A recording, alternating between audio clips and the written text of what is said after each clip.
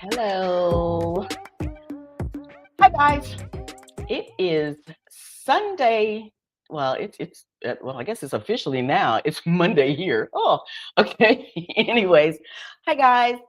It is Yolanda. I hope everyone has had a wonderful Sunday thus far. I know like your Sunday evening is just getting started. And I'm so glad that you guys are here with me today. And if you are kind of wondering, like, what's going on? Why is this Black woman just showing up all of a sudden? Who is she? Let me tell you who I am. I am Yolanda. And I am locating cozy, and this is a broad chat. So, oh, wait a minute, we showing junk in the background. We got to fix this. Okay, there we go. Yeah, I'm trying to like not show junk in the back. Okay, now we fixed. Okay, as soon as like before, everything was really close up, and then all of a sudden it just changed when I went live. So yeah, I'm trying to change my background so all the mess doesn't show. If you only knew. Anyways, so today, I do want to let you know, of course, I have a wonderful guest that has agreed to come on. So let's bring on Dr. Crystal. How are you doing today? I'm doing great. Thank you so much for having me. This is so awesome. It's like you have been doing some traveling. You just got back and got relaxed. So we're going to get in your business in a little bit. Trust me. But before we get started, I wanted to come in and just acknowledge people, whether you're watching right now during the live, make sure when you come in, you say hello, make yourself known, tell me where you're at, what you're doing, what's going on in your world. Please do share with the rest of the audience.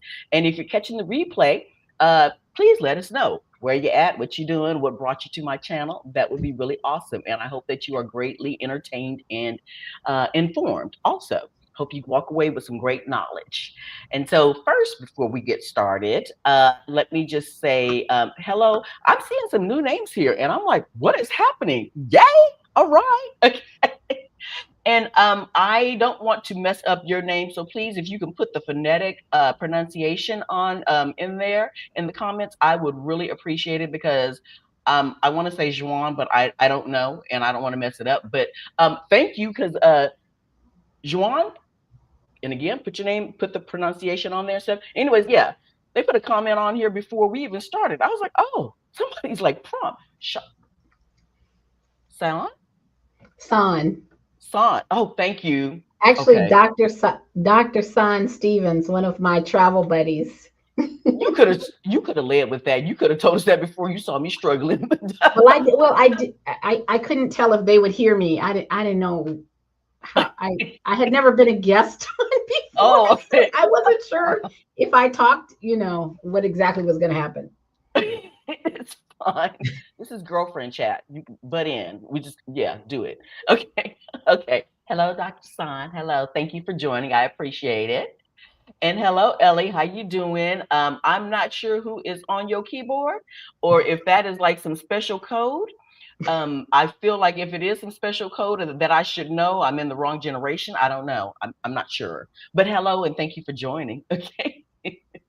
Hi, Dr. Ellie, Oh, so also a these are friend of mine. okay. Okay, girl. I Okay. mean, I took the link that you gave me and put it Yeah. into several group chats. Oh, wow. Thank Yes. you. Thank you. I love the stuff. Hello, Erica. So happy to catch the live. Thank you so much. I'm so glad that you guys have made it in, and we're gonna have some fun this evening. So get ready. But before I get started, there's a couple of questions that I always like to ask, and one of them starting out with, "What's going on in your world? What you up to? What you been up to?" Well, I just got back from Costa Rica. So whenever you travel abroad, I know because I was watching you travel these international streets for years before I jumped in the streets. Oh, So to at the me, same I don't really have a good system for like when I come back, what I should be doing, how to like reacclimate myself into the world time. and the world of home. And so I slept. And the other thing that I'm also still struggling with because the food in America is trash. is Mm-hmm. that my stomach gets back and it does not like anything that I put in it for about 3 days once I get home. Oh, wow. So I was locating my cozy by just doing whatever I could do to stay calm, to embrace ease. I discovered this lovely tea. I want to give a shout out, since it's Women's History Month, to Black woman owned business, Sister Teas. I don't know if you're familiar with them. It's an Mm-mm. amazing Black woman owned tea brand. Sister TAH teas, and I wish I had remembered all of them. So they had a special where basically you buy 2 bags, you get 2 bags free. I see Blue Moon tea. Uh, Yes, yes, yes. So they do a lot of advertising on Instagram. That's how I discovered them. okay. And oh my gosh, the teas are amazing. So I start the day with one of my favorite teas. And like I said, I've only been doing this since I got back because they arrived in the mail as soon as I got here. I mean, Oh, I'm sorry, I ordered them, but it took so long for them to come till I was gone. You know what I mean? They came and it was yeah. time to go. Yeah, so I bought some caffeinated tea and some decaf tea. So basically, I'm locating my cozy by putting together this little tea practice, and it's only been since I got back last Monday night late. So it's only been like a little less than a week, and I haven't had today's tea. And it's Oh, okay. I amazing just how put it in the comments. I calm. just looked it up really fast. I'm like, okay, well, let's go ahead and Okay. drop this in here. You said it was black on. I'm like, we're giving Yes, yes, free I really want to give advertisement. them It's some there. love. Amazing quality products. Just looking at the tea and smelling the tea is such a beautiful experience. And I'm really a coffee drinker. So for me to be this excited over a couple of bags of tea, and it's loose Hmm. tea, and I put it in a little bag and like a disposable brown paper tea. They have Oh yeah, brown tea bags. Yeah. Mhm. yeah. And like I said, I don't know all the tea language because I'm really a coffee drinker. But I wanted to support. It was Black History Month when I ordered it when they had the special, and I just have really loved this idea of having a tea practice. And I know that there are a lot of women who are posting content about like putting together a tea practice for Hmm. relaxation at the end of the day, like an evening ritual. And so I now have to go like deep in the YouTube hole to figure out what I'm supposed to be doing because I just recently decided that I love this tea and I wanted to drink it every night. So I'm gonna try to like make it like a real thing as part of like an evening ritual for myself. Wow.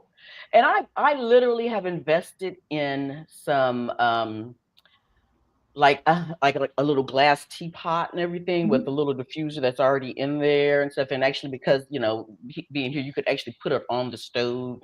But I'm not a hardcore. Mm. I'm not a major tea drinker. I have my cup of coffee in the morning. That's it.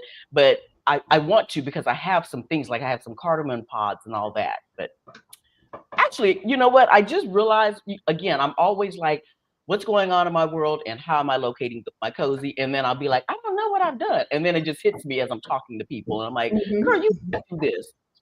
So what's going on in my world is that last night I went out because I belong to an Internations chapter here in Zaragoza, and so somebody had posted that there was going to be a live performance of at, this little place. It was actually a nice little place close by, but there was going to be like a blues, New Orleans blues. Ooh. So I was like, ooh, and I got up and because I was working, I've been working on content and everything all weekend. So, anyways, I was like, okay, stop everything. You're gonna go out. And I got up and went out, and it was like, we were gonna meet at 8 o'clock and sat down, and it was not the blues. It was, and and I'm here in Spain in this town, in this city here, and Mhm. I hate for the people that the Spanish speaking people, the locals here, to think that that's blues. That was not blues, and I was really, I was happy to be out and the company was nice, okay? Mhm. But I wanted to yell out, "This is not freaking blues and don't say you're from Louisiana." I was so upset in my mind. But the And so performers knew it wasn't blues, don't you think? it was an American, it was an American guy. It was an American guy. Mhm. But I don't, it was to me what he was singing was it was his music and it was some to me what seemed like some very depressing soft rock. Yeah. Yeah. And on top of that, he did a set of like, I want to say he did his entire set without breaks at all. Like, so he did, I think he had to have done like 12 songs that seemed to be his music or maybe a friend's music. And it was just like, this is not blues. I mean, I know, so I can appreciate some good soft rock, don't get me wrong. But his was just like this mixture of like some really depressing, I mean, because I people that, you know, most people there maybe didn't speak English Hmm. and singing, and I'm hearing him sing these songs about some horrid things, and I was like, oh my gosh. And so I'm reacting, and I don't have poker face, so I'm like, and I just busted out laughing. I was like, oh girl, shut up, because I was like, what is he saying? This is horrible. So bad. Anyways, as soon as that was over, I got up and got the hell up out of there. But I enjoyed going out. It was nice. And then afterwards, because one of the ladies that was there, like, she was just going to drop us off at the tram line. And anyway, she dropped me off, and I decided to go to my little restaurant that's in my neighborhood. And I sat down and I had a cocktail and some calamari and enjoyed myself. But that was, I needed to do more research. I blame myself because I should have done more research.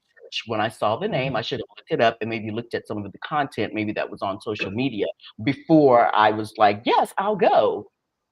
Hmm. Um, Hmm. Lesson learned. Not saying that that you know there isn't there's some great performances that I've come across in Spain, a couple here in Zaragoza. That one I just kind of bought the ticket and didn't pay. I mean, the ticket was like 10 euros, but I got it just because I just wanted to get out, not realizing that I was not going to quite enjoy the performance. He was a very nice guy. Just don't say that it's freaking blues, Louisiana blues, and then you come out, because I know better. Okay. Yeah, never mind the cultural misappropriation. Yeah, so stuff, I feel I'm like sure they do that on purpose because they know that certain keywords are going to attract a certain audience that they want Mhm. to appeal to. But yeah, Yes. bad It advertising. it was, oh, I'm just looking at what Ellie Ellie said hello, because I was wondering what all the code was. She said no code, just equivalent to of a butt dial. 'Cause she had all that writing on there. I'm like, what's happening? What is she trying to say to us? Are you okay? That was probably supposed to be Okay. hello. Hmm. And so yeah, and the other thing, you may have touched on it a little bit, but the other part of my questions is always, how are you locating your cozy? What have you done that's really just about you? Something that's selfish, not for nobody else, but for you. And so I don't know if that was the total of what you were expressing before, Yeah, I but mean, I is there think anything else? yeah, for me, that's a great question. I mean, for me, the decision was to invest in some very luxury premium quality tea. I do Hey. want to give a shout out to my friend San, who introduced me to luxury tea. Actually, my friend San is my friend that channels luxury in all ways. She doesn't mind spoiling herself. She's a very generous person and spoils her friends too. My friend Ellie, who also you just heard from, Yeah. butt dialing, she is the type of person that when you come over to her house, she puts together an amazing charcuterie board. And you Oh just feel so wow. special that all these cheeses and delicacies and olives and and it could just be me and her, or it can be impromptu. She just always has the stuff in her fridge. So I aspire to be like that type of hostess that, like, when you're doing anything, whether it's for you, and I also believe she probably does that for herself. I mean, I'm just saying that obviously Yeah. I'm there and she's done it for me. That when I come back from a trip, that I create these rituals that are centering, that are pleasurable, that ignite and excite the senses, because you are kind of coming down off of a high when you've had a chance to Decompressing travel and yeah. someplace exotic. And I do feel like it's like a skill or a muscle that you have to work, and it's just not a muscle that I'm accustomed to. So for me, the decision to even spend the amount of money that I spent, and then like I said, I bought it at the reduced buy two, so 50% off, and I Mhm. still felt like it was the most expensive tea I've ever bought in my life. Wow. Okay. But when I got it, like I was like, I'm gonna do this because I deserve it. Everybody says it's wonderful. I've been wanting to try it. This is my chance. And from the minute I got the packaging, I mean the arrival, the unboxing as they call it in YouTube, Yeah. was a treat. And it had a little note from the founders, and was, yeah, it just smelled amazing. The packaging is nice. The packaging is simple, but like still you could tell Yes. premium. materials. And I have just loved every time it's time to make a cup of that tea. I just like get giddy. So that is like for me like a new experience of locating cozy. I mean, I think I'm a Wonderful. journaler. I'm a person who likes meditation. I listen to an inspirational podcast or something like that, an audiobook. That's my normal like locating cozy. And I do feel Yeah. cozy. I love a good book, a good Yeah. useless piece of fiction. Love it. In my career, I've read a lot of deep, heavy stuff in the last 20 years. Yeah. I get it. Mhm. How am I locating my cozy? Actually, again, it was just something that touched, and I realized, like, girl, because I've been so proud of myself. So I had gotten some cardamom because I love the smell of cardamom. I love it. Mhm. So I gotten some like cardamom pods, and then I gotten some other things. My daughter was telling me about how to make this. Oh God, what is that Indian tea? I can't remember. What is Chive? it called? Thank you. Yes. And so Mhm. I got in the cardamom, I got in the clothes, I got all this, and then we went to the Asian store, the Asian supermarket here, stuff, and they didn't have any black tea. And it's like, how do you not have black tea? Oh. You have every tea possible in this place, and then you don't have black tea. And so And it's a anyways, tea store. It's a store for the purpose of selling tea. well, I mean, you know, it's not that. It's just that at the Asian markets, they have so many. They have like a whole section. Oh Any yeah. Asian market that you go into, they have like a whole section that is Mhm. like overload of all the different teas and from around the world. And they didn't have any black tea. That was just what's happening here. Well, So I'm in Atlanta, Georgia, and it's not really Atlanta. It's actually 40 miles south of Atlanta. So we don't have Asian markets. oh, okay, okay. I mean, but in Chicago we had one, but I can't say it's something that I frequented. But yeah, that is surprising. Yeah, it was just unheard of, and my daughter had went with me, and we're looking, and I'm saying, what I believe to be, how you say it in Spanish, and yeah, it was, but they were like, no, no. So, anyways, but the bottom line is, I have them, but I never made the actual chai tea, but which is the same thing actually. Chai is tea, um, but I like to put them like maybe like to make something and just put some in like for the taste, like in my smoothie that I make or whatever. Anyways, Hmm, I had gotten that and I gotten some flax seeds. I ended up getting a coffee grinder finally, just so I can like blend up nice. my items and stuff. So I like to bake apples. And so I had like 3 apples in my fridge and I was like, you need to go on and cook these so you can just, have something to put either my ice cream or my Greek yogurt. I like to do that. Anyways, I ground up some cloves or some cloves, and then I ground up some cardamom pods, and I just sprinkled a little bit, in before I, baked the apples with some, and I grated some ginger, and so I put all these little spices, and it was just 3 apples, and I put them in my air fryer, and that was like 3 days ago, and my home still smells like the cardamom. You can just still, I'm just walking through the house like it smells so good, the clove and the cardamom together, and I've been eating the apple mixture again on some ice cream, and then I just, was like, "Okay, you gotta stop eating ice cream, girl." So I have Greek yogurt. So, yeah, I don't even have to put any sugar. I'll put, like, maybe in my Greek yogurt, I put a little peanut butter, the apples, and then, some granola, and it's such a treat. That It's such sounds a treat. amazing. I'm definitely Yes. going to try that. I think another thing that you could do, I consider myself one of your viewers, and so I'm honored to be here. But I think you need to give us like a little like a link to your recipe, because I feel like this is like the first time that you've shared something that you were eating or doing or purchased that I was like, oh, that sounds amazing. I be sharing sometimes, but it's not a recipe. I just be making stuff up. I'm like, because when I was making, I was like, "Ooh, gotta pray over this because I hope this tastes good. Because if not, you just wasted your apples." When you take picture, well, I'm one of those people that likes to cook, and so I would say that Mhm. taking pictures of whatever I'm making, in the off chance it tastes good and people want to know what I did, I know what I did. So I Yeah. usually will get the ingredients out, and then I'll do a picture, and then as I'm actually done with it, or I'm putting it in the oven, like what it looks like before it's cooked or baked, and then afterwards. And then I used to post those on Instagram, particularly when I was actively I wasn't like producing content about my weight loss journey, but ultimately that's what it was. I was Yeah. really Okay. posting recipes, what I was eating in a day, that type of thing. But I No, wasn't really trying to build followers. I was really documenting my journey from my own personal yeah. needs. No, it's like I made the spaghetti sauce today that I cooked for like an hour and all this stuff in it. I put some like sherry in there, and I was like, oh, this is really good. I did great, but I didn't take a picture of it because I just be throwing stuff together and be like, this will work. Okay, that's it. Mhm. But I am very proud of those apples, and I have just a little bit left. So tomorrow that'll be Mhm. my dessert for the day. It's again the Greek yogurt with the apples, and again I didn't even add any because the apples were sweet enough with the brown sugar and the ginger, and it just had such an amazing thing. And I felt accomplished. I really did feel accomplished. Like, look at you, girl, Mhm.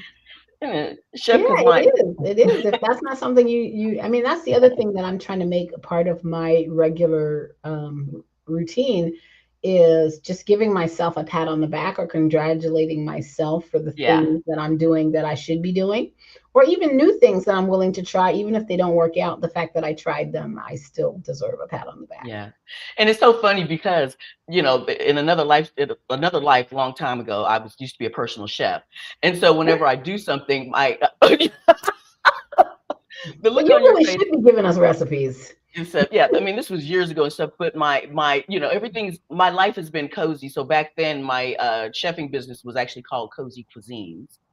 And so Oh, so yeah, when I, make something really good, I'm like, look at you, Cozy Cuisine, you still got it, girl. Go. nice. Okay.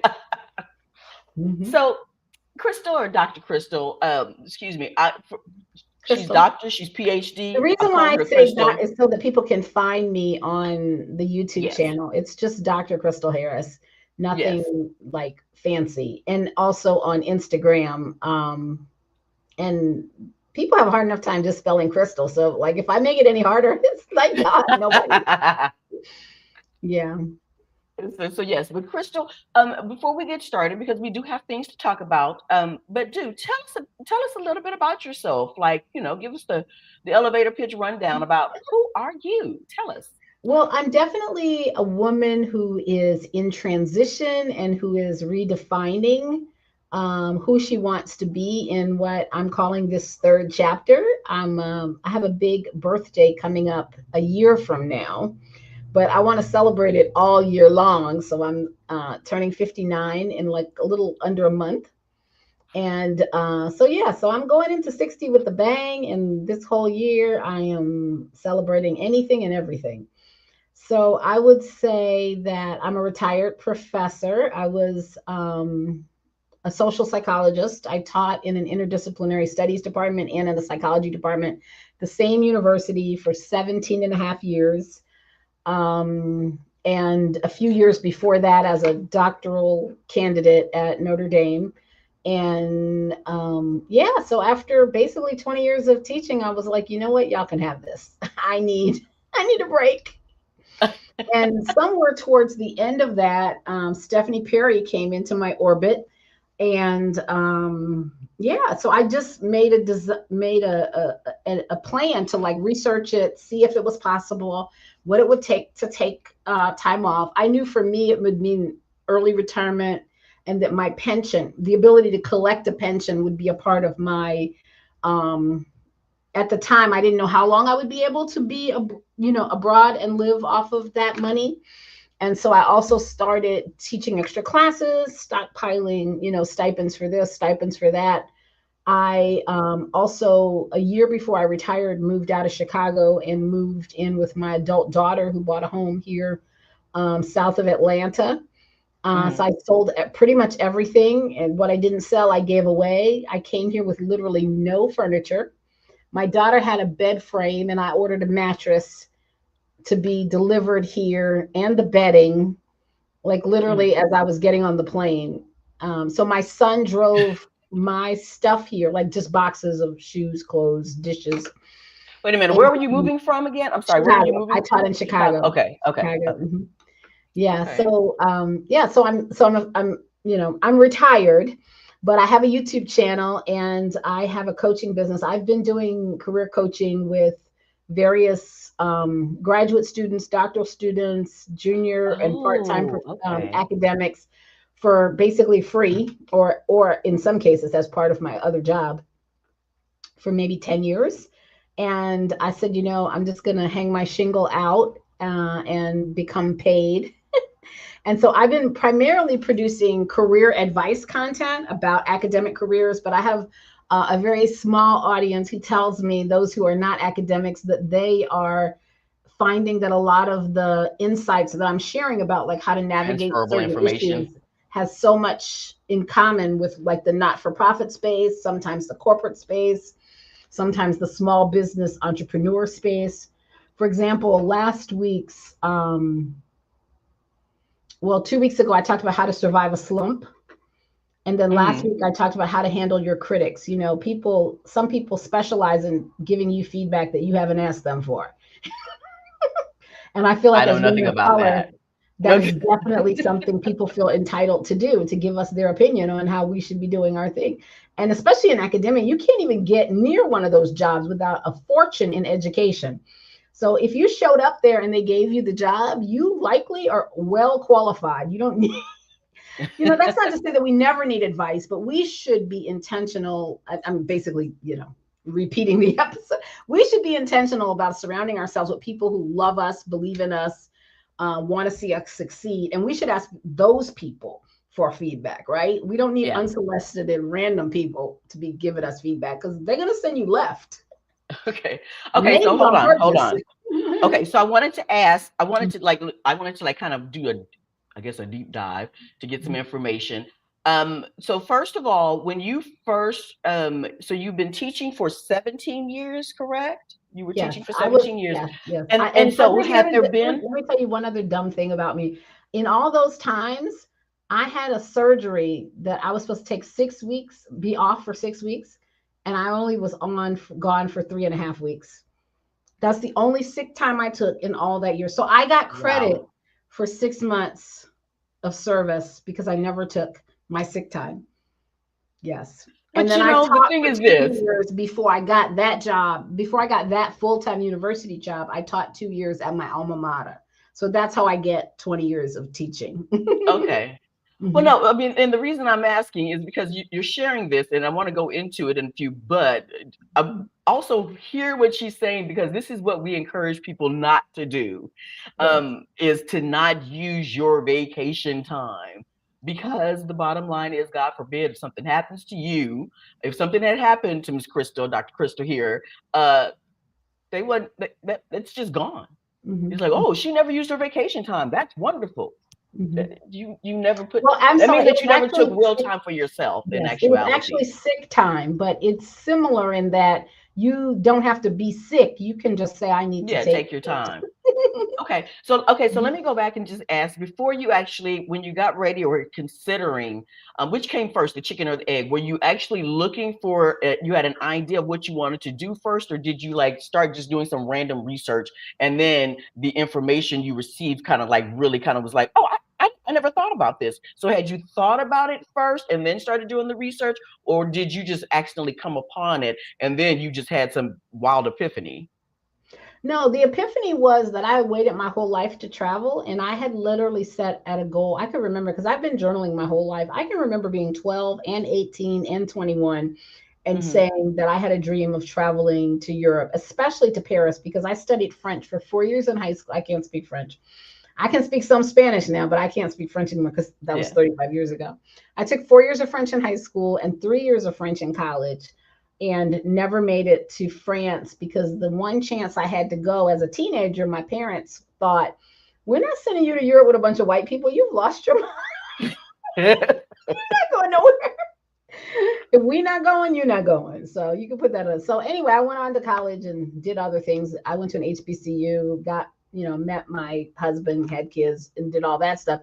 And then lo and behold, I guess I must have turned 40 or 50. And maybe because of social media, I started seeing all the people that were traveling the world. And my daughter started traveling. My son started traveling. My kids at this time are now teenagers. And I Hmm. was like, I wish I could go somewhere. And then I just accidentally ended up in Stephanie's orbit, Stephanie Perry Exodus Summit, and I Hmm. signed up to go to the Exit Summit. I think 2022 was my first one. That was my And first then one I knew also. what to do to get Yeah. out. Yeah. And That's then it it right took there. me maybe a year to file my paperwork to retire. And then by the time I actually retired, I had downsized to such a point and started saving to such a point. And there were some other significant financial things that happened that I don't think this is probably the right space to go in here. There's a lot of people producing content about you should know what you're worth and you should make sure that you're being paid what you're worth. But I had some other little influxes of cash that I was able to strategically put aside for Okay. the first bout of traveling. But like getting the time off of work and the cash is really the only two things you need is to give yourself permission to book the ticket. Okay. And I Well, didn't have we all the started money about at the same first. time then, because Huh? yeah, it was 2022 with the first one. I literally heard about Exodus Summit. Um, what is that, like? I think a month and a half before the actual summit, 2022. That was my Mhm. first. I was like, I'm gonna check this out.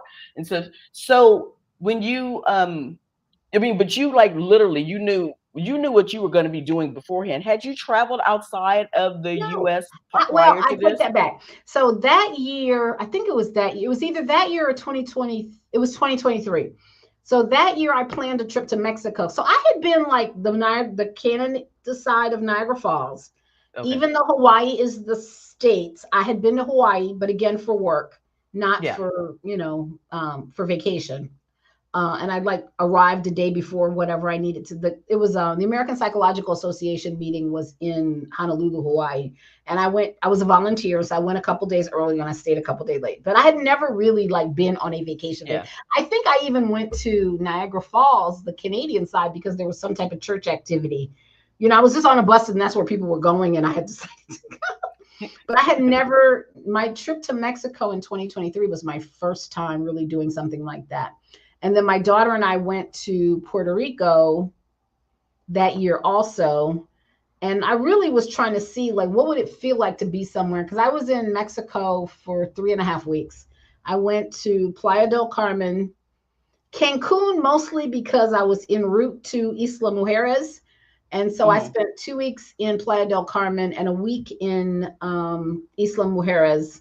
And then I was in Cancun because that's how you get to Isla Mujeres. I spent 2 nights there, you know, Okay. doing some shopping and that kind of stuff. And then I spent a night there, before I flew back out from the Cancun airport. So that was my first international trip. And my Spanish was, I mean, I am embarrassed by how bad my Spanish was when I had the audacity to go to Mexico for 3 weeks. Well, we all have to start somewhere. I know, but Okay. I should not have When started there. Well, because wait a minute, hold up, because what I want to do is because I know some people, so there are some people that will be like, oh, well, I can't go do this until I know the language. It's like, no, no, no, no, don't do that. Okay, yes. Now you will still feel uncomfortable because trust me, I've been in Spain now Yeah, like a yeah. year. Girl, it's been a challenge sometimes for me trying to like try to say things. So I still went. I'm still here with no regrets at all. Had I waited until I was fluent in Spanish, I would have never left.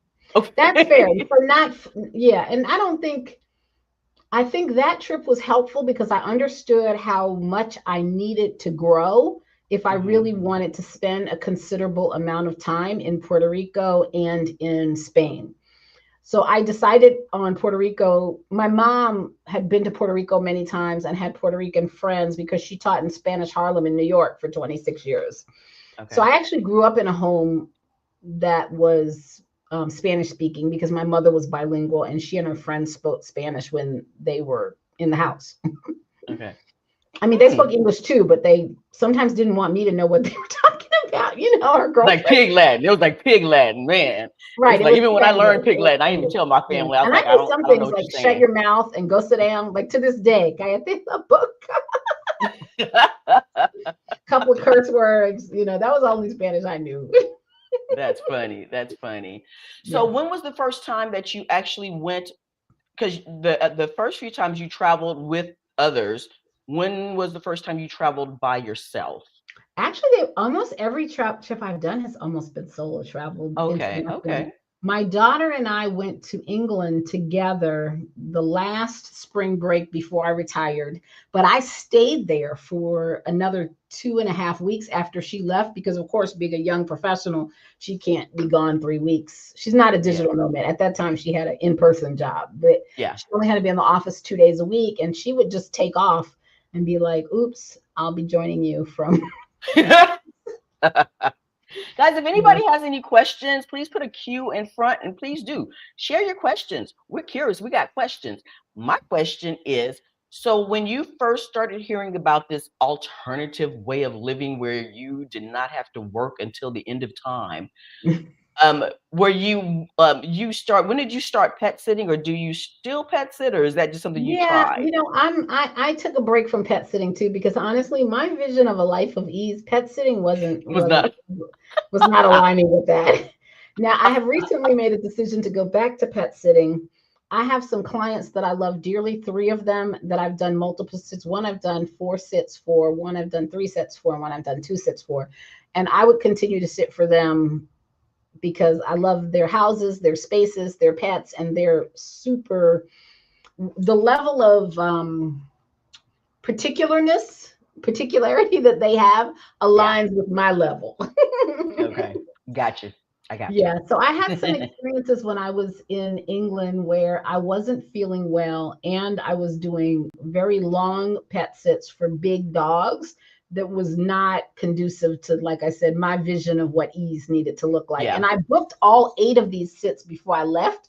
Not, and it hit like it Oh never wow. hit me that 8 sits. I was there 11 weeks in England, and I did 8 sits. Girl, Yes, okay. and That's a one of them lot. was a double, so it was the same place twice. So it was 7 households, 8 sits, seven No, that households, does and not in reek five of cities, any five kind of different ease. places.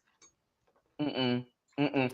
To me, Yeah. that sounds like what it sounds like, and everybody has their own way of traveling. But for me, whenever I hear about somebody like going and like, I'm gonna do 24 hours here in this city, and then I'm gonna go here and stuff, and we're just gonna go 2 days here, and maybe you have like a week-long vacation, you're trying to like bop around everywhere.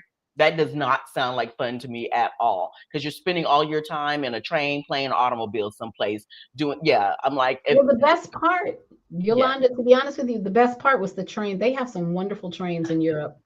they do. Lord have mercy. I literally looked forward to leaving people's houses and spending the afternoon on the train.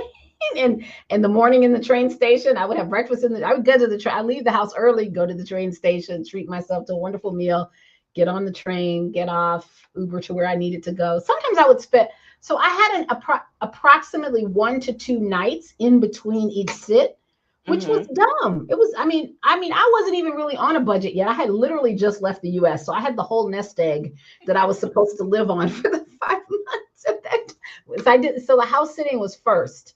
And then when I was in Spain, I didn't do any house sitting because I tried to book some, but I just, there's so many people trying to The get to Spain pet Spain. It sitting was more options is competitive. growing now.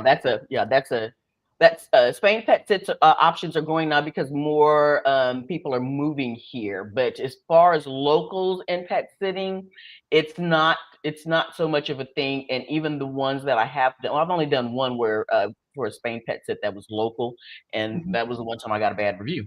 Okay, Mhm. so it's just my humble opinion.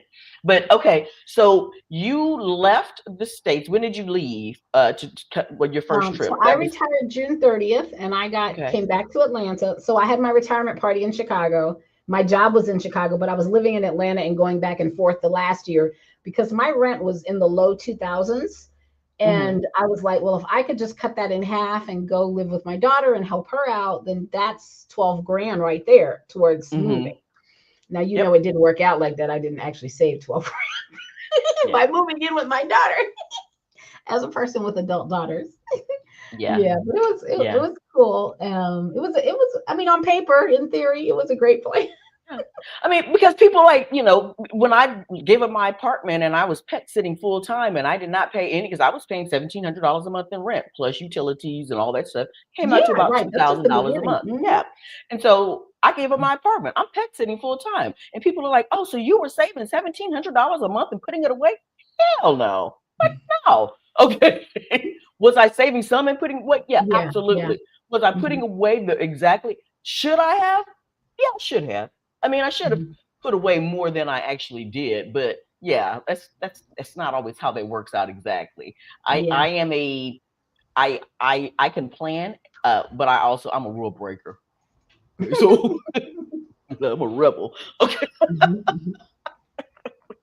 and stuff. But Yeah, yeah, yeah. I But get it. pet sitting was a really integral part. The decision to pet sit also was something I did in Atlanta. So before I moved to Atlanta, I lined up pet sits because even though my daughter has a lovely home and it's spacious, just when you're not used to living together, and of course you don't even really have a relationship as adults in Yeah, reality when you're not in the same city. You know what I'm saying? It's just a little I mean, you do think of them as adults, but it's different when you're not around them often.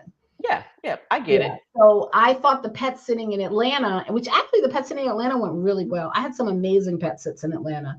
Beautiful condos and pools and backyards and gardens, and the pets were easy and the people were nice, and they were transplants to Atlanta, so we had that in common, like talking about moving to Atlanta Mhm. and adjusting and that type of thing.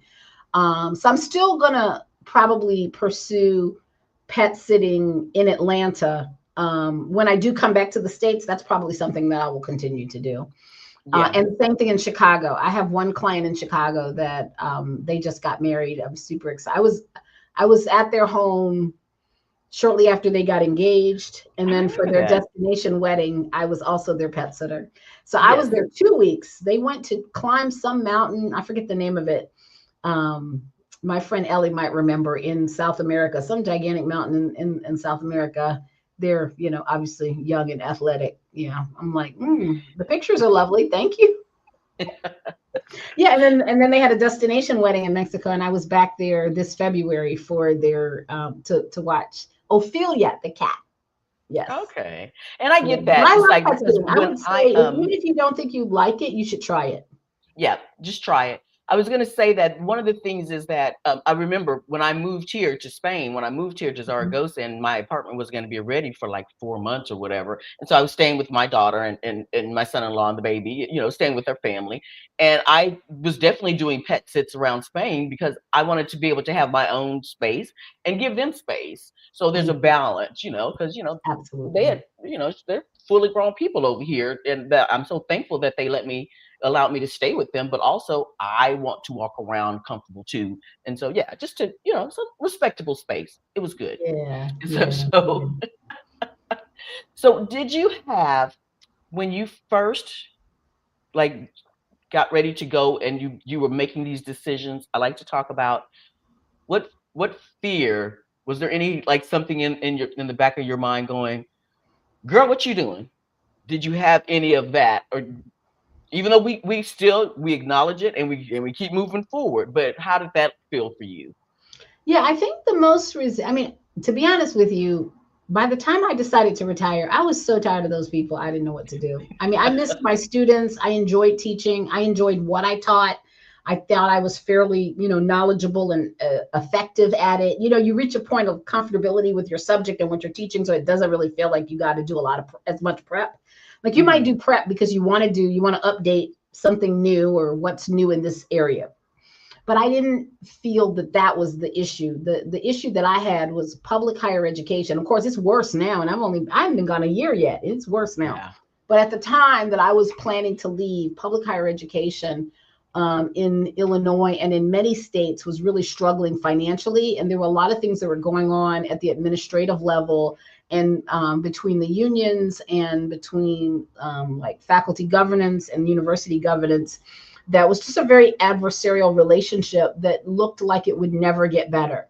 And when I thought about what I wanted for myself in terms of like the respectability of being able to earn a fair wage over time, I had not seen my wages grow to the point that I felt like would be expected in any industry. And I knew that leaving would give me a chance to kind of do a reset and to re-strategize on what was the best use of my overpriced education. Because even though I'm retired, I'm still a relatively young retiree. I could definitely go somewhere else and teach another 5, 7, 10 years if I wanted to. I won't Yeah. do that, but Good. Good. Yes, even though Appreciate it. I'm already liberated, I'm going to the Job Liberation Summit just to remind myself why I'm trying to stay out of the workforce. Sometimes we need a refresher course. That's just the bottom line. Because Yeah. sometimes we will get complacent or go into a self-doubt or something that says something that, in the back of your mind that says, you should really be doing it this way. Do you really? It's like, so sometimes Mhm. you just got to keep that feeding your soul that actually got you started and reminded you why you wanted to like make these changes in the first place. And so Mhm. yeah, Mhm. you need that Yeah. refresher course. And that means sometimes that you go, that's why I still go to the Exodus Summit every year. I've Mhm. already moved. I'm out of the country. I don't care. I'm still going every year to get some more insight. Mhm. Um, so recently you been doing some traveling. You decided to go down to Costa Rica. Yes, Okay. yes, yes, For a yes. day. Why? Yeah, so I went to Costa. So interestingly enough, so I was planning a trip to Panama. One of my house sitting families, I mentioned that while I was in Panama, I was going to have some dental work done, and they were like, "Oh, we have the best dentist in the world in San Jose, Costa Rica. You have to go there. We don't know where you're planning to go, but you must go to this place. Like they are amazing." And Wow. hear from me, That's a she did it. referral. Yes, and she's a travel writer. She's been to this dentist for 7 years, and her husband has been, her sister has been, some other family friend had been. So she had referred a lot of people over the 7 years that she'd been there, and those people had also felt like they had a great experience. Okay, so it So she wasn't was like some sharing doctor about that she getting, found on Instagram, y'all. Okay, huh? I said it wasn't some doctor that they found on Instagram. It's No, no, no, like, no, no, no, no, no, no. Technically, I actually did a Google search, well, and yeah. no, the one I was going to go to in Panama. Oh, okay, okay. I knew I was going to be in Panama 2 months, so I was going to go into like the Panama WhatsApp, not WhatsApp, Facebook groups, and Hmm. say, "Hey, I'm going to be there for 2 months on sabbatical. I really want to have some dental work while I'm down there. If you have a dentist you like, please, send me a private Yes, message."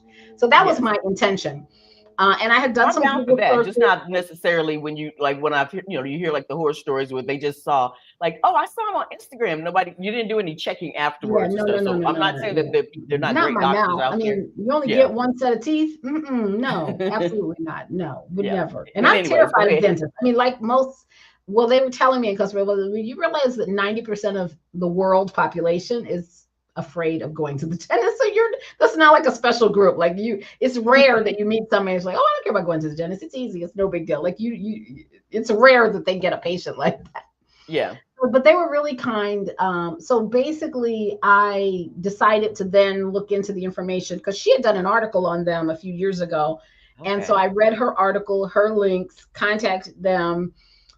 They have a patient. So the patient advocate coordinator, some name like that, that worked with me up until it was time to go. Literally almost before I left for another job. And I was like really scared. I was like, oh my God, they were so good. What if the people, the new person doesn't like me or whatever? I don't know. But they just were, they really, the patient advocate coordinator really spent a lot of time on the phone with me, answering questions, looking at various options. And I just really appreciated the time they invested in making sure that I was ready and that I knew what I was getting myself into. Yeah. I still got down there and got into way more than I intended to get done, got done more than I got ready to do. But I will say that it is true that it's incredibly affordable. You do pay cash up front. But if you're looking to have some dental work done and you've been told some outrageous, 5, 10, 20 grand in the US for a tooth or two teeth, you can probably have your whole mouth done for 10 grand, maybe 15 grand. Okay, so I'm just curious. I'm going to be nosy. I mean, is there some broad information what you had done, and how much did you end up paying? Yeah, so I paid less than $5,000 for what I had done this month, and then that includes 3 implants.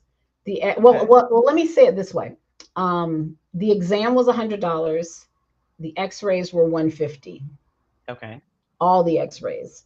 The copays when you go into a dentist in the U.S. are usually more than that.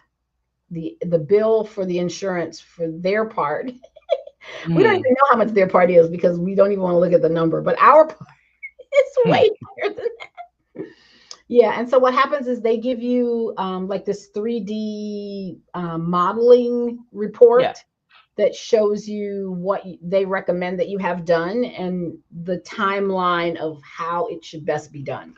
And then you Okay. basically work backwards from what you're prepared to do financially at that point, because 9 times out of 10, there's so for example, I had a cavity I didn't know I had. I had a filling that had cracked that needed to be not a cap filling, a cap. I'm sorry, like a cap on a tooth that Yeah. also needed to be redone.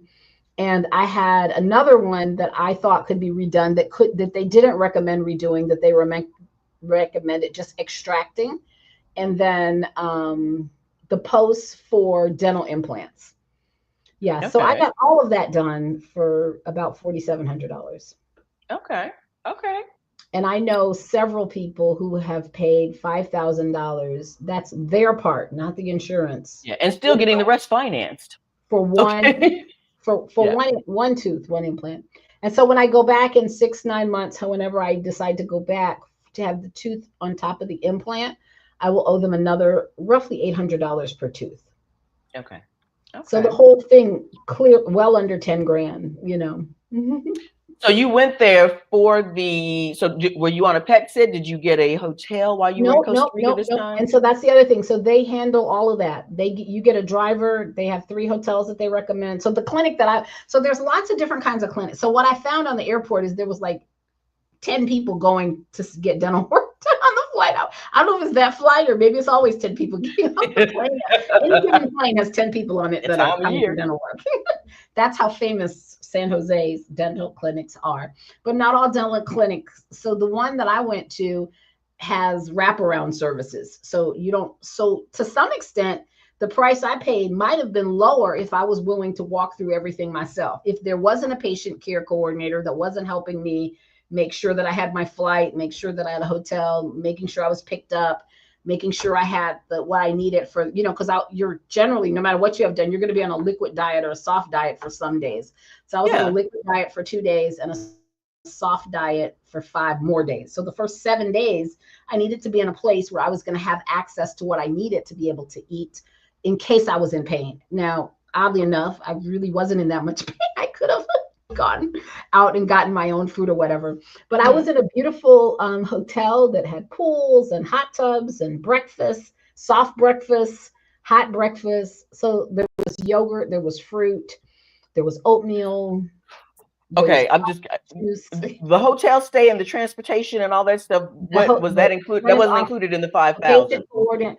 No, you pay for that separately, but they help you navigate all of that. Okay. So Okay. they're saying So I if got like you stay, there here. might have been maybe 8 to 10 hotels, but I knew that I Mhm. wanted to be close to them. I knew that I wanted their driver to pick me up every day, because otherwise I would have had to pay an Uber, call an Uber. Like, Yeah. why do that? So if you are within a certain radius, some of the hotels you'd be able to take advantage of their transportation and not Okay. have to work on Gotcha. your own transportation. Yeah. So the hotel picked me up from the airport. And then the first morning I got there, the clinics has their own network of drivers in cars that have the branded by the dentist's office. And Hmm. they took me to my first appointment. And then I had a break, and then I had a second appointment. And then by the end of that day, I made a decision on what I was going to have done the other days. And they originally told me that I would probably need 5 business days of appointments, 3 days 1 week, 2 days the second week.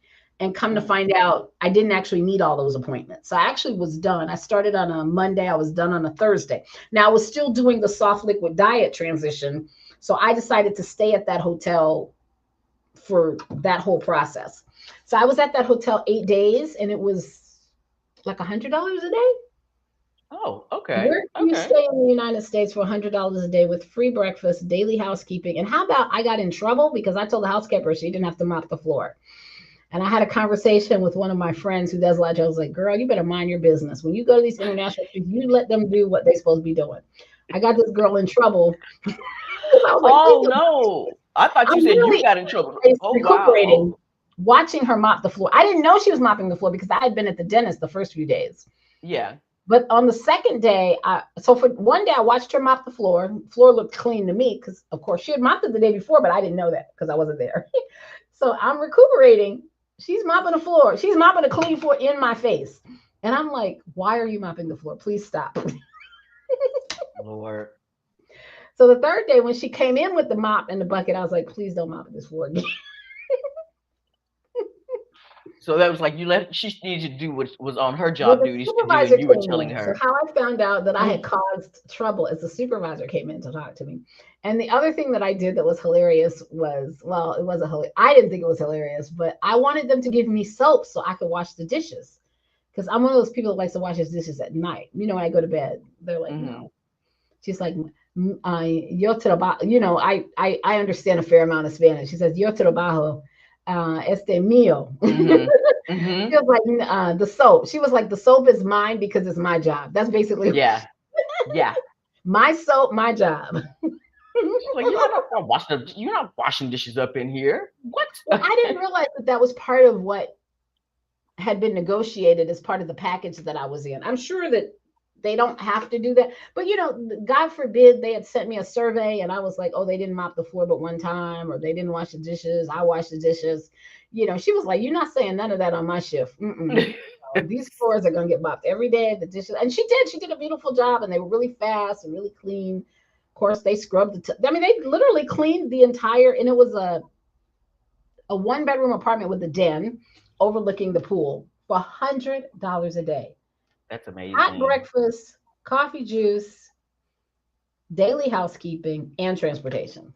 Were you able to connect with any of the Black community there in Costa Rica while you were No, there? Or no, were you there? I mean, I was because I stayed an extra week on my own Okay. after I had healed. But you know what? I was still like I was healed, but I wasn't healed. You know what I'm saying? Yeah. Like you're under so many drugs. You know, the antibiotics are working with your system. I really didn't do a lot of. I went to one museum and then I went to the supermarket, and not supermarket, Okay. the central market, and bought some beautiful handmade leather goods. Oh my God, the leather goods in Costa Rica. That was worth the plane ticket in and of itself. The plane ticket from Atlanta is like 350 round trip. I mean, you can pay more, but that's what I paid. And I had How been much was it? about 350. Okay. Okay. Now that's not including the fact that I had to pay to check a bag. That's premium economy, but I always check a bag because I don't know how to travel carry on. I Yeah. tried it once, I couldn't even do it. The only time I did it was I went to Las Vegas for a conference for 3 days, and then I was able to do carry on only. But if it's more than 3 days, I can't do it. I don't know how. So, but you were there for like a while there, and Right, I is stayed one there? extra week after so technically Okay. the second week I was there, I was supposed to be fine. I had like 2 more days where I was on soft diet, but what I was doing, I was eating things that would melt in my mouth. I was eating Okay. food that didn't need to be chewed. Yeah. So long story short, I would highly recommend if you need to have dental work, you should at least explore having it done. And I will say the place that I went is Goodness Dental. I haven't created any content about the dental trip yet because, I just got back. Yeah. But I Do do your due intend diligence though. Make sure that you're doing your own research. yes, Okay. So absolutely, yeah. absolutely. Yeah. But this particular clinic, like I said, I did lots of research, and a professional journalist who does travel content and research is not just dental care, but any kind of thing that you could travel to do. Yeah. Buying property, I don't know, buying a business, any type of healthcare. Um, Suteta has done content on it for all of the major news outlets in America. She Okay. does freelance work, and she's a regular columnist in a couple of places as well. So she really put me onto this place, and then I went and read the reviews for myself. And like I said, sometimes you can just tell from the minute I was assigned a patient care coordinator, the questions he asked me, the emails he sent me, the communication that we had, and I probably scheduled my trip only maybe 2 months in advance. So I mean, we had weekly communication for 2 months, right? And like I said, the Very week nice. before I was supposed to come, he left for a better job. Wow. Anyway, but anyway, when I got there, the woman, her name was Alejandra, who I'm still WhatsApp communicating with her. She because I was posting content in Yeah. She's like, you still here? I did post about those leather purses that I bought at Mercado de Central, San Hmm. Jose. And she was like, you still here? I was like, yeah. She was like, how you feeling? So where are you? So you were there. Where are you off to next? Panama City, Panama. Yes. Okay. And how April long? You're going to be 14th. there for a few months? Yeah, I'll be there 6 weeks, and I'm 6 weeks. celebrating my Okay. birthday there. I have a couple of friends, or a friend from Texas and her husband. Yes, she's been travel. She met me in Spain, and her husband's like, "Why are you hollering this woman all around the world? I want to go." So I'm really excited that we're gonna do a cooking class together. We're gonna do the Panama Canal tour. So I'm not doing any excursions except the week I'm with them because they're Okay. excursion kind of people. I don't really. I'm So like Stephanie. I can go to a whole country and have a great time going to a just different chilling. cafe. Enjoying talking to people in the building, people in the neighborhood. I I just I don't need Yeah, to see that's me. a museum. You Yeah. know. As a matter of fact, it was so funny because I was just saying that, like in May, I want to possibly do some traveling, like in Spain, like to go visit some of the other communities along like the Mhm. coast, like Valencia and Malaga and all that. Mhm. But I was like, I have not really like done anything because I'm living here, but I haven't Mhm. like done any like traveling. So what is your goal? Are you looking to relocate possibly to another country? You just want to be able to bop around different countries, or you just want to be able to like maybe uh stay like keep US keep Atlanta as home base and then just be able to jump up and leave and come back? Yeah, my original thought would be that I'm sort of shopping for another home for half the Okay. year, where I would spend 6 months in the US, 6 months somewhere else, maybe Mexico, maybe Central America. But I also, now that I've done a couple of trips, so I've been to 7 countries now, I feel like, well, I will have seven when I finish this next tour, because Mexico will be a repeat. But I'm also going to Cartagena, Colombia after Panama. Okay. Okay. So Panama is seven, and Colombia is eight. Okay. But I also really want to go to Belize and El Salvador and Guatemala, but I'm not going to have the time. So I'm going to Mexico to take the TEFL. We were talking earlier about the funding for the travel. I'm going to do the TEFL certification course in Okay. Guadalajara, Mexico. While I was in the UK, I became good friends with one of our Exodus Summit sisters, named Leslie, who's been a full time traveler and house sitter for 6 years. So, not to be Wow. putting Leslie's business in the street, but Leslie All your is, business, girl. Okay. I really, she's like my big sister and mentor in the travel game. But yeah, so she's putting down roots. And so I picked Guadalajara because at her recommendation, she has a network there. So the course is 4 weeks, Monday through Friday, 9 to 5. Okay. I am going to do I mean, as a professional educator, I think it's important to have actual training, Hmm. not just in person. And there's practicum as part of the course, but I'm actually going to stay in Guadalajara if I'm invited to, and teach a few courses there in person. I believe I should be a strong candidate somewhere Okay. in Mexico. So I'm going to do that for a You while, are a strong away, candidate. You are. prolong Yeah. my time in Mexico. Right. And then my plan is to go back to my regular bopping around. And I don't know. So my goal, my wish list actually is Ghana and South Africa. But right now, my Okay. budget says that I don't have enough money left to do a transatlantic cruise. So I was going to do a transatlantic cruise from like Buenos Aires to South Africa, and then stay in South Okay. Africa a couple weeks, fly to Ghana, stay there a couple weeks, and then fly to maybe Egypt or Greece and go back that way and end up back to Europe, and then house sit. Because house sits in Hmm. UK super easy to get. I mean, I won't Yes. do it again. Yeah. Please don't. Yeah. Oh my gosh. And stuff. But yeah. Okay. So you have a bop plan. That's a nice little bop Yeah, plan. so that's my Yeah. That's a nice 2026 big bop bot plan. plan. So my 2026 bot plan, and my plan B is, if in order to afford all of that, I need to go somewhere and sit my butt down and teach English, maybe in Asia Hmm. for 6 months. That will allow me to live off of my teaching and to put my pension in the bank. And that Okay. 6 months would be enough for me to go back and do that fantasy leg between Buenos Aires, South Africa, Ghana, Egypt, Turkey, Greece, and back to Europe. So then that would put that in 2027. So do And you I'm have only friends that 61 years were old, in and I'm still only going to be 61 years old when I finish all of that. this is amazing. So you have like your maybe your peers. What are your peers? I know that you have the support of your family, but what do your peers, like your academic peers, think about?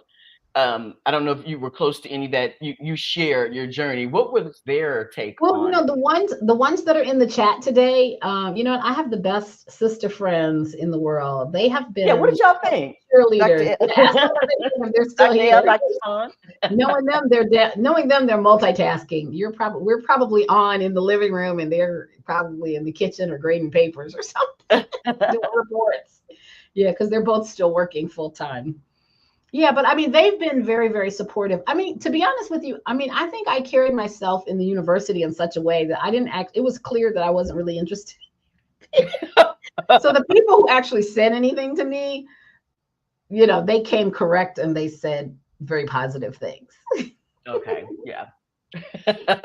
Yeah. I mean, the folks that have said negative things, to be honest with you, are people who are more concerned about the fact that I'm solo traveling in countries where I don't speak the language. But I feel like that's on me. Every country I go to, I get better. And by the way, I mean, I'm pretty darn proficient going to a cafe, ordering my favorite drink, my favorite snack, my favorite pandanera, ordering my favorite pastry, going to a restaurant, ordering a roast campolo in what is my cansado. No, cansado is tired. Casado. Okay. It's married. The dish is, married is the word casado means married, but it's a dish that involves the salad, the plantains, the rice and peas, and some type of protein. And sometimes it comes with a drink, you know, Okay. but it's a wonderful full meal that I could make two meals out of, to be quite honest with you. And I tried several different types of casados over the course of my week after I could eat again. Yeah. Yeah, yeah. So I'm really, and so I'm doing research now on like what are like the dishes that you should have in Panama, and what are like the top restaurants. I'm watching a lot of videos on that type of content. And I'm I am excited about so taking impressed. a cooking class. So I always talk about a cooking class and I never do a cooking class. So this will be my first cooking class. Um, and I actually I'm want to do one in enjoying Spanish. I'm just laughing because it's like Dr. Ellie was like she was clearly signaling that she was ready to go. Like you were ready. Okay. Yes, yes. It's like, let me leave before I have to go in handcuffs. About to take y'all I'm gonna be out. the person that went off. Did you hear Dr. Harris was taken out in handcuffs because she went off on Dr. So She just lost it.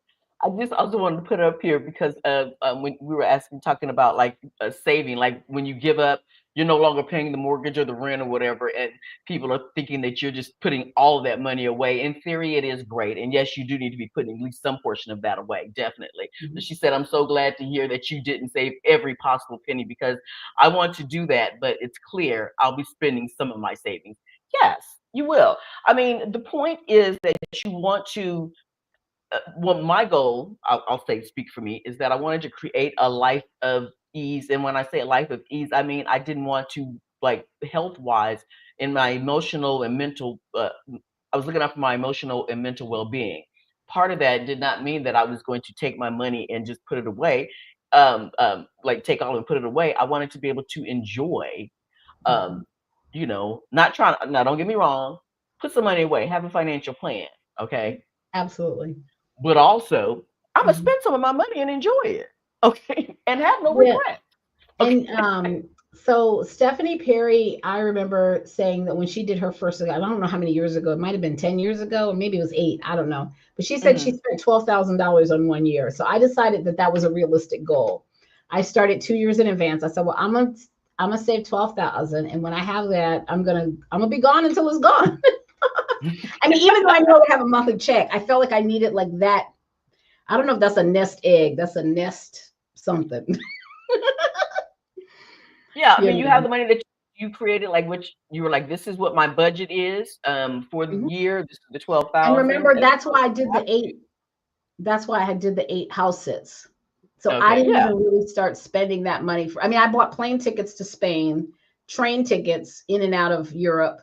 I did some excursions. I had some really fancy meals. I had a couple of spa treatments. This is in the UK leg of my first sabbatical. But Hmm. I didn't spend any real money. I didn't have any $1,000 Airbnb bills. That happened in Yeah. Spain. Yeah. So in Spain, I would say lodging was around 2 grand a month, which is actually high. But honestly, it's because it was what I paid in Chicago. It didn't feel like it was high, Yeah. So the one place I stayed 3 weeks, 3.5 weeks, almost a month, was in El Gro de Mencofa, which is a little fishing village, and I was there in the off season in a place where I think I paid 1,600, and it would have been more like 4 grand if I had been there during the season. I was I literally around the see. corner, so I didn't have a view of the water, but when you come out of the building and turn left, you could see the beach. And then you Okay. walk 1 block straight to the beach. And on that restaurant bordering the beach was all kinds of amazing restaurants, bakeries, and stores that were closed. And everybody that was there was like, why is this random tourist still here? Did she not get the memo that this is our time? What are you But it was, doing? I mean, because once they realized I was going to be there for 3 weeks, they were like, oh, we're just going to have to adapt. So I Yeah. developed a routine of getting my book, going to the beach and reading, and going to a cafe and having a second cup of coffee and a pastry. And, one thing I learned about is how to be self sufficient and how to be quiet. When you're in a fishing village that has no public transportation, 2 restaurants, there's like 30 restaurants, but 28 of them were closed. And the 2 or 3 that were open, they were only open like Thursday, Friday, Saturday. And only one of them was open on Sunday.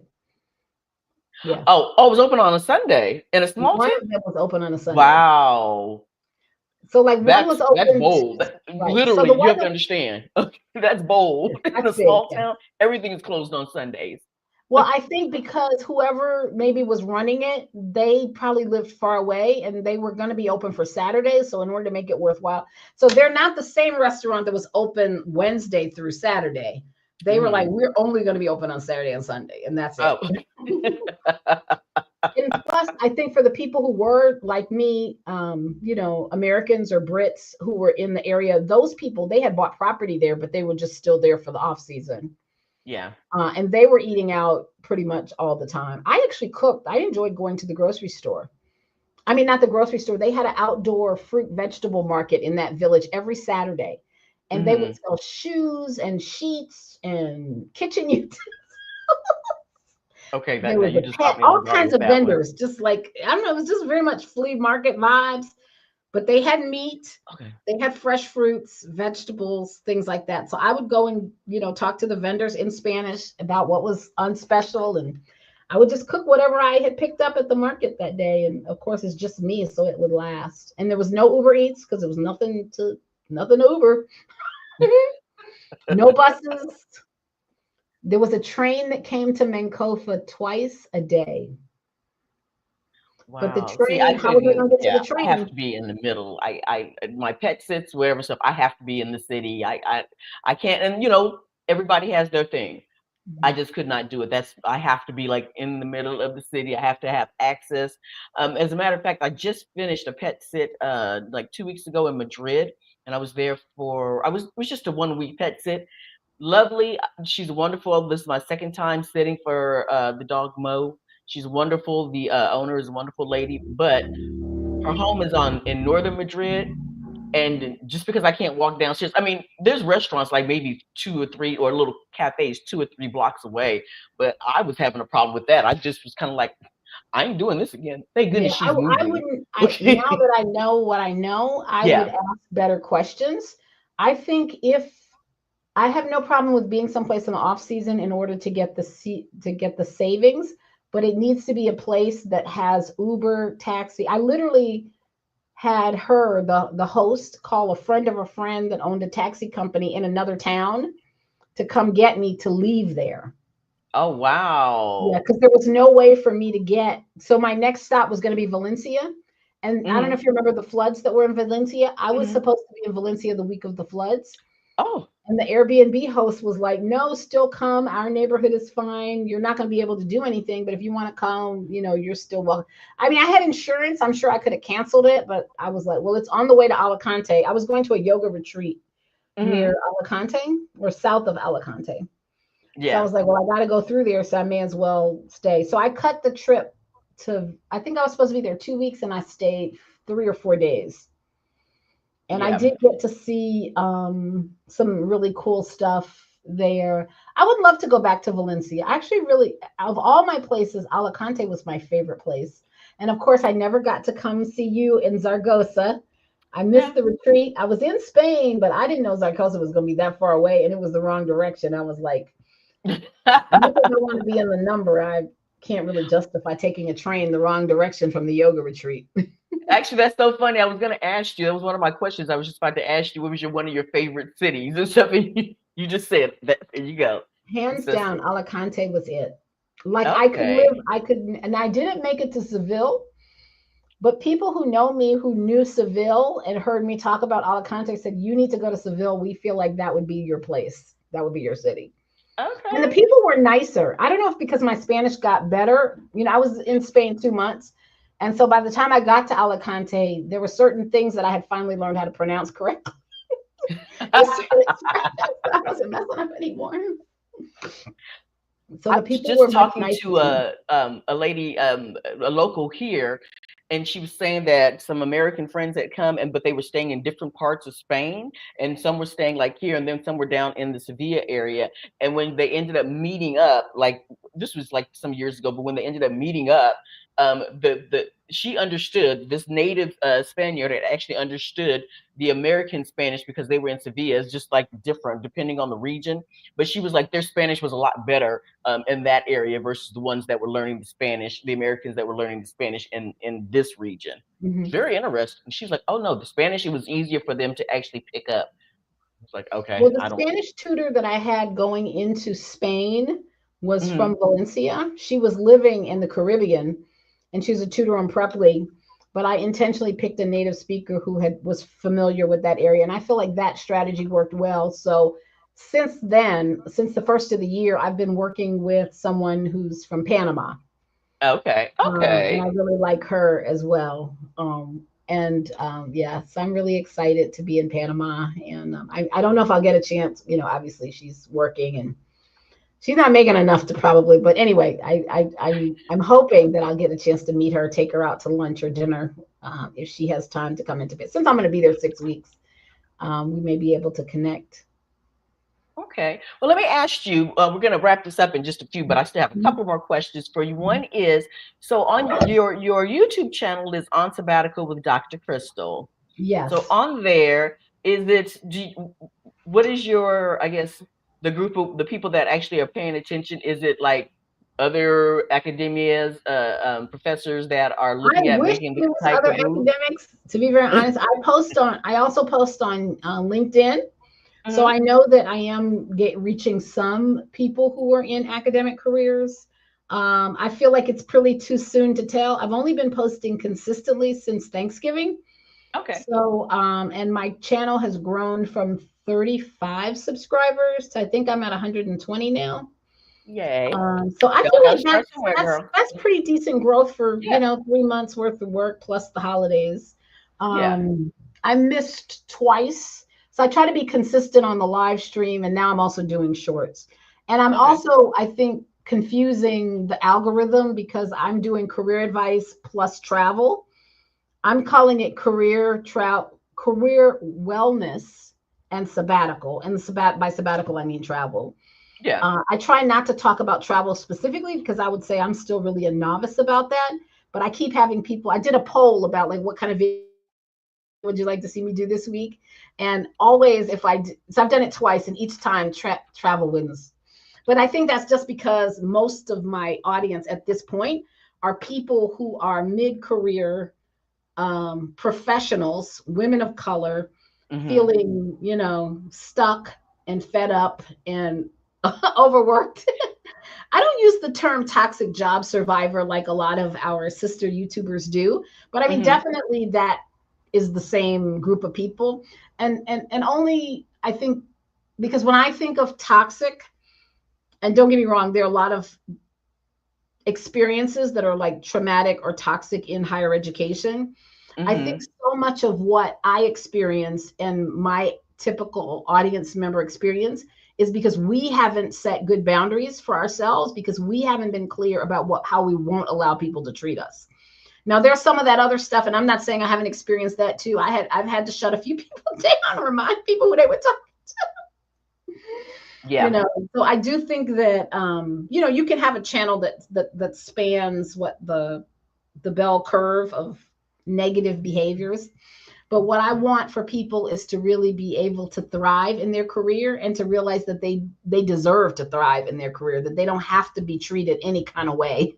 And Yeah. every time your boss or your dean or your department chair sends you an email and tell you they need to do something, you ain't got to answer it. Now, I'm not saying never answer it, and you should, you know, you have some things, and you might want to have maybe more than a year or two experience, but Yes. hopefully you're building Don't a come really, in the second week talking about what you're not gonna do. Okay.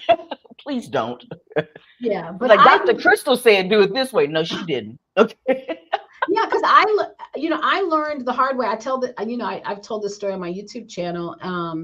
You know, I had a white male colleague tell me that, and he wasn't the only person to tell me, but once he told me, it would like open my eyes to see the ways that people were telling me that I was saying yes to things that other people were being paid to do, Mm. that other people were Mm. unwilling to do unless there was cash on the table. And it had never occurred to me not only to ask for money, but that I could say no. Yep. Yep. We are still, yes, especially like I would say, especially as far as demographics, I think in our age range. Mhm. Um, because again, my daughters, I'll never forget, when I got, my last, couple of jobs or whatever that were like very demanding. And, we would be out and I'd had, we'd be out at dinner or whatever and stuff. And I'd be like answering a call about something regarding the job and stuff. And my daughters are looking at me like, why are you answering your phone right now? I'm like, because I have to. They're like, no, you don't. Yeah, No. exactly. It's like, the younger kids, they're like, no, we set boundaries. I mean, I say younger kids, but they're adults. Right, Which is, 20 are something. adult. Mhm. Yeah, yeah, My yeah, daughter yeah. is the Might same be in way. their 20s. My Huh? daughter is the same way. She will quit a Yeah. job and find a job in a minute. She was like, jobs are Yeah. Y'all not gonna everywhere. treat me. They really Just take it believe on the that, way. and they channel that energy, and it were. And I I don't know if picked it's up on all that manifestation or energy, what it is. baby. Okay. I Huh? pick up on that energy and I've learned from my daughters, from others and stuff that are like now in their 30s or whatever. I was like, oh, you can say no, you just won't do it. Like, no, mother, relax. Have a cocktail. We are out to dinner and you are answering your phone or you're looking up an email to make sure that this particular thing was done. Yeah, Yeah. we're learning. We're getting better at it. Mhm, Hence why we're mhm. not at these jobs Yeah. right now.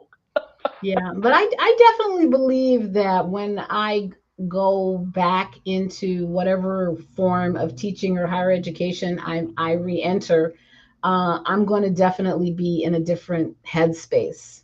Hmm. Yeah, yeah, I'm definitely This is going to be in great. a head.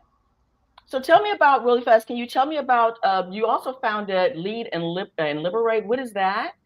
Yeah, so thank you for asking. So I have a paid community for people who want to talk about career stuff, who want career support from other people of color who are in mid-career, who've had a few hurdles under their belt and got some stories to tell, and I would say are trying to thrive and survive higher education careers.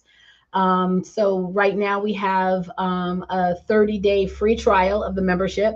So we're not doing weekly co-working yet because the members that we have are already working too much. But we're doing a Friday weekly win call. So it's sort of like we get on a Zoom call and we talk about the things that we are you know, dealing with, holding ourselves accountable to saying no, implementing boundaries, picking up in the types of activities that are going to make our careers thrive. Because here's the thing: when you're doing all the things they're asking you to do, it means you're not in the driver's seat getting the experiences that you need to really drive your career to the place that you want to drive your career. I spent 9 years as a lecturer, senior lecturer in one department, and went up for them to promote me and put me in a tenure track. 3 times they told me no, different reason every time, bullshit every time. Didn't see that it was. And I had a very dear colleague say, well, did it ever occur to you to apply outside? It had not. Mm, It wow. had not.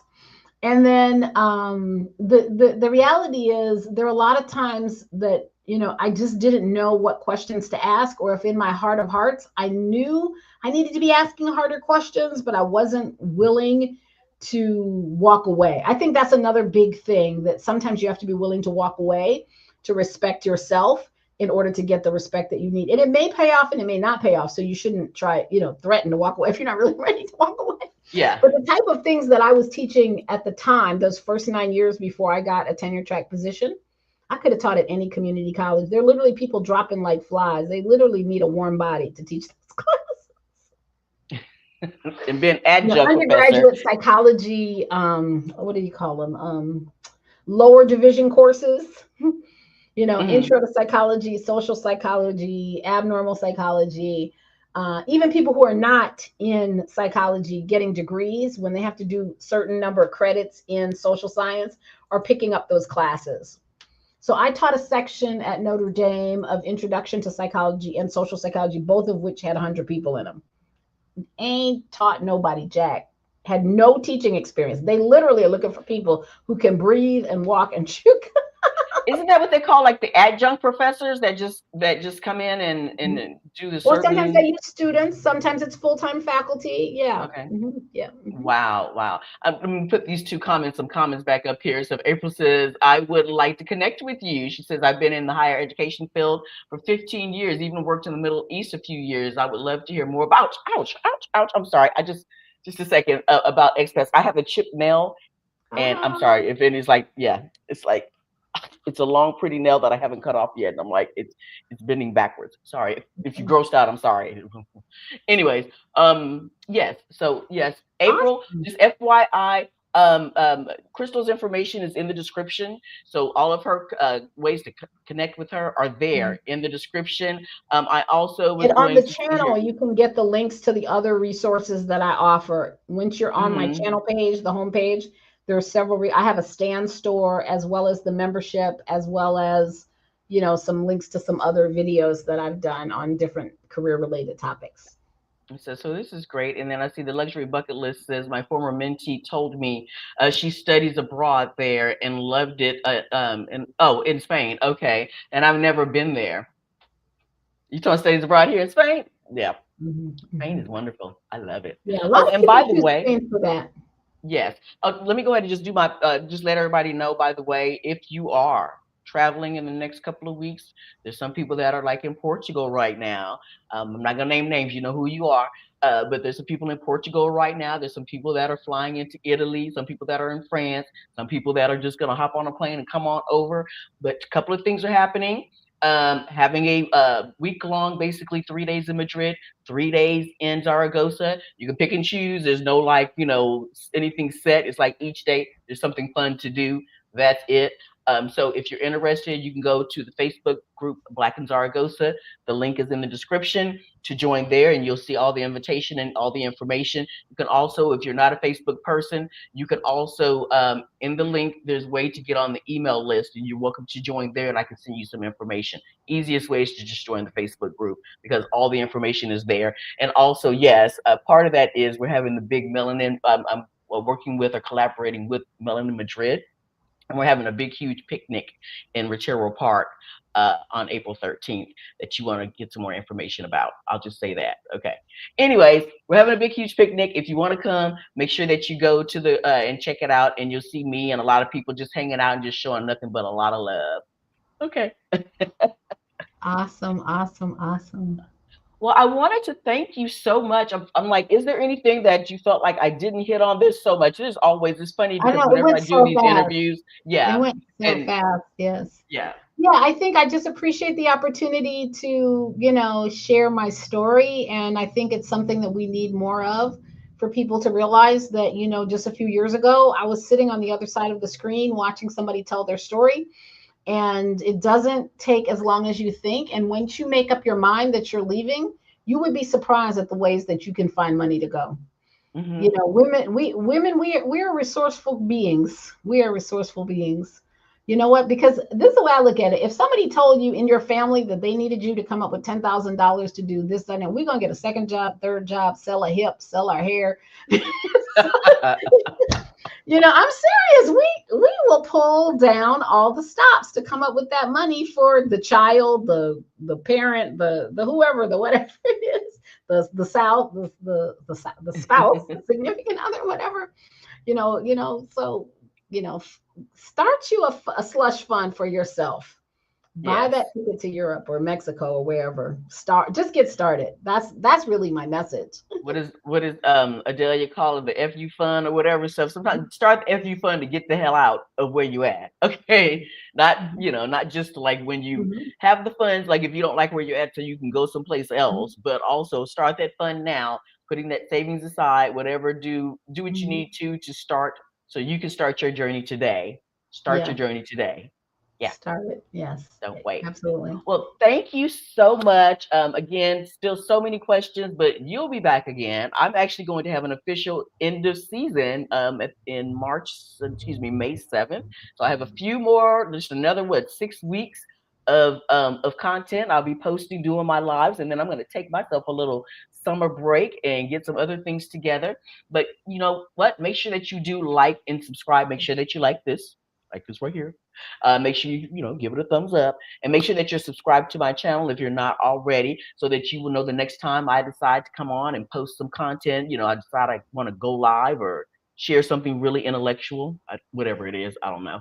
And I really do appreciate all of your support, guys, and stay awesome. Okay. Okay. Bye.